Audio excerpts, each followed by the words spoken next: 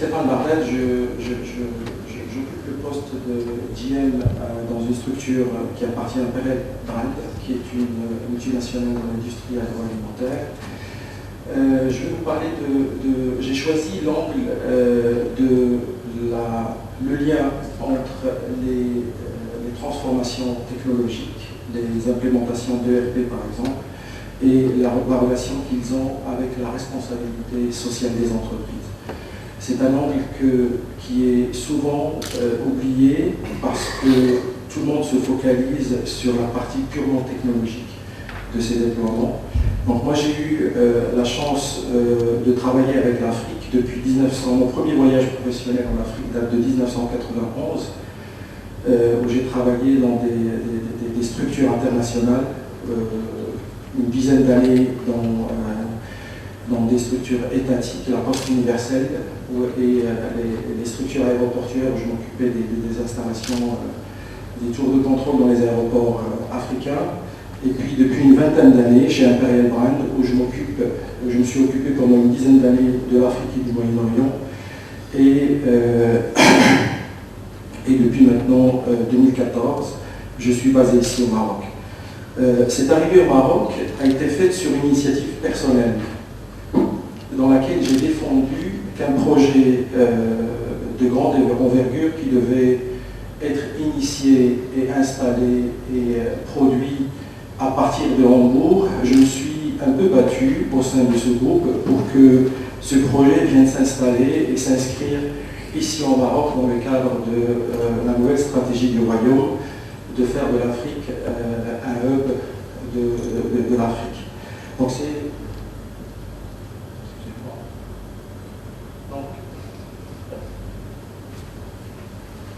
Les quelques angles que je vais aborder, puis après je viendrai sur le projet lui-même, sont les répercussions de ces transformations technologiques sur les individus, sur les parties prenantes, sur le marché et sur l'environnement social. Donc je disais, c'est un projet qui a été initialement initié au niveau du groupe et qui devait démarrer à partir de Hambourg et finalement sur une envie personnelle et puis une défense que j'ai faite au sein de ce groupe, nous sommes arrivés à obtenir la décision que ce projet se fasse à partir de Casablanca et qu'il se fasse uniquement avec des ressources marocaines, avec des technologies marocaines, avec des entreprises et des ressources marocaines. Et c'est un projet qui est financé à hauteur de 100 millions de dirhams en cash sur des fonds propres de Imperial Brand. Ces 100 millions de dirhams sont dépensés uniquement avec des fournisseurs marocains. Et nous les utilisons pour acheter de la compétence marocaine qui nous a aidés à démarrer ce projet et à le livrer dans les pays africains. Je suis désolé, je ne vois pas très mal à l'écran. Donc, on a commencé ce projet par la création d'une structure légale, d'une nouvelle société qui est basée à Ain Harouda et qui héberge un nouveau centre of expertise avec des spécialistes de l'Afrique et des spécialistes des systèmes d'information et qui, à partir de cette structure, nous livrons cette solution.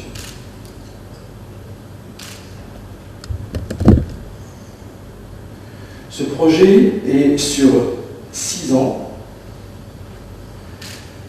Ça vous donne une moyenne de 20 millions de dirhams dépensés ici au Maroc sur le tissu économique marocain.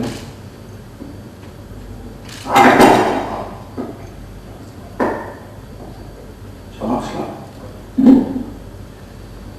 Pour vous donner une idée du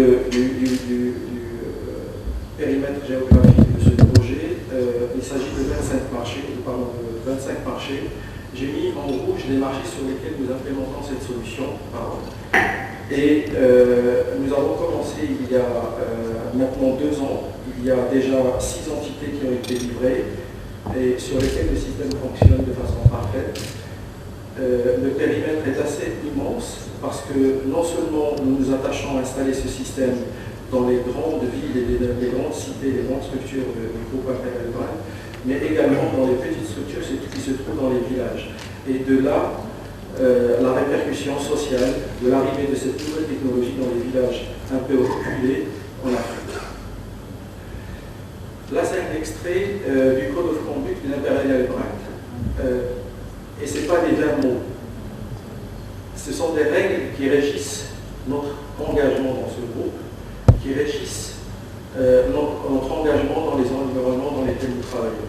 Nous nous attachons à ce que chacune de nos actions, chacune des interventions que nous faisons dans les entreprises qui nous appartiennent, que nous faisons avec nos collaborateurs et que nous faisons avec nos fournisseurs, les administrations fiscales, les administrations dans les pays avec lesquels on travaille, s'inscrivent dans des règles avec une implication sociale très très forte.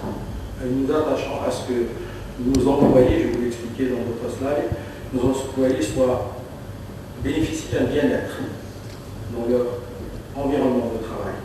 Nous attachons à ce que toutes les actions que nous faisons envers nos fournisseurs soient inscrites dans un cadre légal. Nous obligeons nos fournisseurs à respecter les règles. Je vais vous expliquer comment, à travers les nouvelles technologies, nous y arrivons. Et aussi, nous aidons les États à protéger leurs économies. En termes de recettes fiscales, en termes de protection du marché et en termes de respect des lois et des règles sociales. Comment nous faisons cela? Alors, imaginez-vous que nous arrivons dans un pays africain, dans des sociétés qui sont anciennes depuis minimum 50 ans. C'est des vieilles dames dont le fonctionnement est basé sur l'écrit, le stylo et le papier. Seules les fonctions centrales, financières, sont informatisées.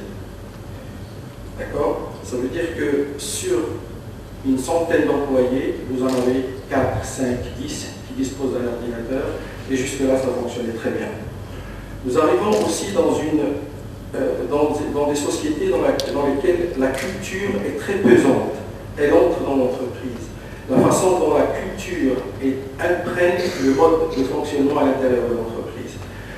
Il y a par exemple un proverbe africain qui dit lorsque le chapeau est là, ce n'est pas le genou qui porte.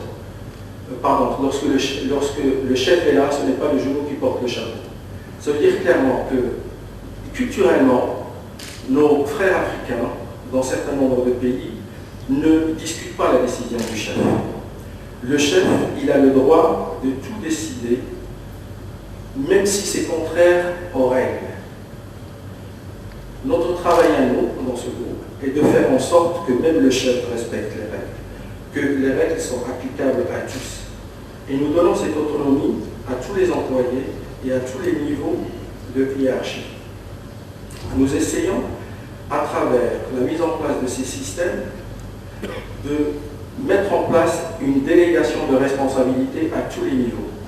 Et nous faisons cela parce que, également, nous bénéficions d'un certain nombre d'arrivées d'une nouvelle génération de managers. Ce sont des jeunes qui ont été formés dans les plus grandes écoles et qui, pour eux aussi, cette culture, elle est pesante dans la gestion de l'entreprise. Et donc, lorsque nous arrivons dans un atelier, par exemple, de fabrication et que nous disons à l'employé, c'est toi qui décides comment tu vas produire la quantité qui t'est demandée de produits finis. C'est toi qui décides quel type de quantité et quel type de marchandises tu vas prendre dans les ateliers. Il a été habitué à ce qu'on lui apporte tout. Il a été habitué qu'on comptabilise à sa place. Il n'a jamais été habitué à rendre des comptes sur son travail au quotidien. Et donc, à travers la mise en place de ces systèmes d'information, toutes ces décisions sont prises par les personnes qui sont aux opérations. Ça donne un certain nombre de satisfaction. Et nous avons aussi eu la chance, le fait que ces sociétés sont imprégnées d'un certain nombre de normes sociales, nous apportant d'autres normes Et donc l'habitude de rester aux normes facilite le passage. La mise en place aussi de ce qu'on a appelé les segregation duties, c'est-à-dire les rôles, les profiles, etc. dans les systèmes d'information, permet à chaque personne, lorsqu'elle rentre une donnée dans le système, qu'elle en soit responsable et qui permet un certain nombre de traçabilité. Lorsque une décision est prise, cela permet de descendre jusqu'à la personne qui a initié la décision et cela suit un processus qui, dans ces sociétés, n'a pas été une habitude. Lorsque on est habitué à ce que la décision vienne d'en haut, et c'était vraiment un changement profond que nous faisons dans ces entreprises. Les répercussions dans les tissus économiques sont aussi des choses très nouvelles, très innovantes. Nous imposons à nos fournisseurs de déclarer leurs salariés, de faire bénéficier leurs salariés des couvertures médicales, des couvertures sociales. Nous obligeons nos fournisseurs à payer leurs impôts. Et ça, c'est par du contrôle que nous faisons auprès de nos fournisseurs. À chaque renouvellement de contrat que nous avons avec nos fournisseurs, nous imposons à ce qu'ils justifient que tout a été fait et conformément aux règles. Cela a un prix et nous sommes prêts à le payer et nous le payons. Et donc ces systèmes d'information que nous mettons font en sorte qu'aucune transaction ne puisse se faire avec des fournisseurs qui ne sont pas dans ce cadre réglementaire. L'impact aussi qui est fait lorsque nous travaillons dans la mise en place de ces ERP, c'est que nous arrivons dans un certain nombre de villages. Imaginez que vous avez au fin fond du Tchad, vous avez une usine de cigarettes qui est dans un grand village, qui est la deuxième ville du pays, qui s'appelle Moundou, où vous n'avez pas d'accès Internet, vous n'avez pas d'opérateur Internet. Il y a d'autres industriels. Ce n'est pas intéressant, ce n'est pas rentable pour un opérateur téléphonique de venir s'installer là, parce qu'il va devoir installer des générateurs électriques pour ses antennes, parce qu'il n'y a pas d'électricité dans la cité, parce qu'il va devoir acheter un terrain, parce qu'il va devoir mettre des vigiles pour surveiller ses installations, etc. Ben nous, par rapport à notre besoin, nous lui avons offert toute cette structure. Et grâce à ce projet, Internet est arrivé dans ce village parce que nous avons donné toutes ces facilités de façon gracieuse à cet opérateur. Et lorsque cette antenne satellite Internet est arrivée dans ce village, dans cette grande ville, tout est relatif, elle a pu bénéficier à toutes les autres entreprises qui sont installées. Elle a pu bénéficier aussi à toutes les personnes qui habitent et qui ont besoin de connectivité dans cette ville. Et cela a permis de décloisonner cette ville par rapport à l'extérieur. Donc ça, c'est un impact réel de ce type de projet par rapport à des situations dans ces pays africains. L'interdiction de faire travailler les mineurs est quelque chose de réel. Nous imposons par exemple à nos fournisseurs de fournir les éléments d'identité de tous les employés qu'ils emploient chez nous. Dans des usines comme les nôtres, la moitié, sinon les trois quarts des intervenants sont des intervenants externes et nous refusons de faire travailler les mineurs et nous refusons de faire travailler les enfants. Et donc, à travers la mise en place de ces systèmes d'information, de ces contrôles internes, nous exigeons, nous nous assurons que ces règles sont respectées et c'est un vrai changement, c'est un vrai impact sur la société dans laquelle nous faisons des affaires. La lutte contre la contrebande et la contrefaçon est quelque chose de très important pour nous parce que ça permet au pays de protéger ses recettes fiscales. Je vous donne un exemple très simple. Lorsque vous achetez des cigarettes, le prix de la cigarette est composé à 80% de taxes.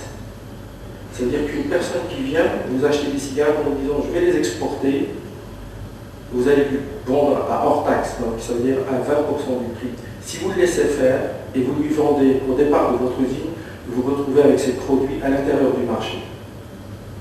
Donc nous, ce que nous faisons pour contrôler ce type de choses, et c'est fait à travers nos systèmes d'information qui sont reliés à d'autres systèmes d'information, nous assurons d'abord que nos clients ont bien payé les droits et taxes dans les pays de destination.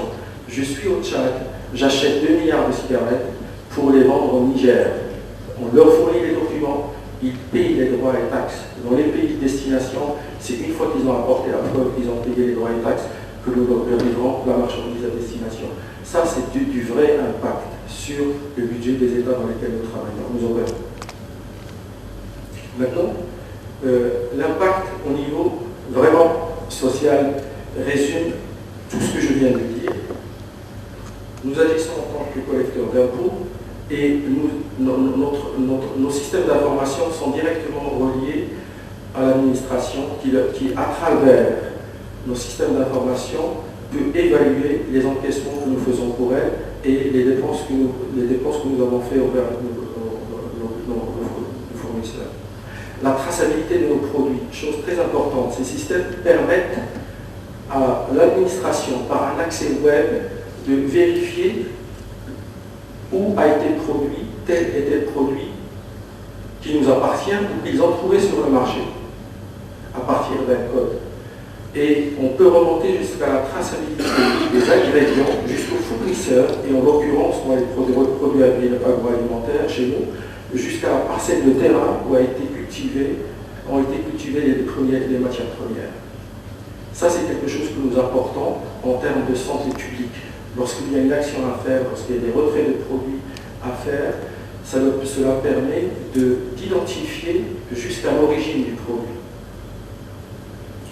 L'intégrité des données, que je vous ai expliqué tout à l'heure, et la lutte contre le commerce illicite, comme je l'ai expliqué il y a 2 secondes, avec l'obligation de nos clients de payer les droits et les taxes.